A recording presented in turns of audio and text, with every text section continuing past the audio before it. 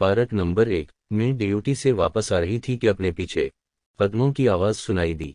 मैंने तवज्जो न दी, लेकिन जब कदमों की चाप मुसलसल आती रही तो समझ गई कि कोई है जो मेरे पीछे कुछ फासले से चला आ रहा है। अगले दिन भी जब बस से उतरी तो वो मेरे पीछे उतर पड़ा और आज भी इसके कदमों की चाप मुसलसल मेरा पीछा करती रही।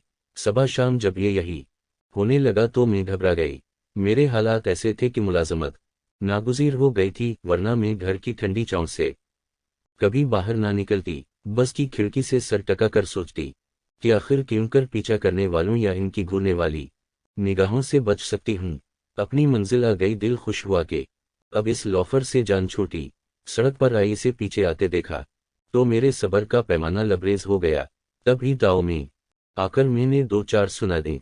उसी वक्त कुछ लोग पास से गुजर रहे थे। वो समझे कि शायद इस शख्स ने मुझे चिढ़ा है, वो इसकी मरम्मत की खातिर आगे बढ़े। तभी वो नौजवान घबर अगी। इसने कहा, बखदा मैंने कुछ नहीं किया, मैं तो अपने रास्ते जा रहा था। जाने इनको क्या गलत फहमी हुई है। एक ने मुझसे पूछा, क्या इसने आपको चिढ़ा है?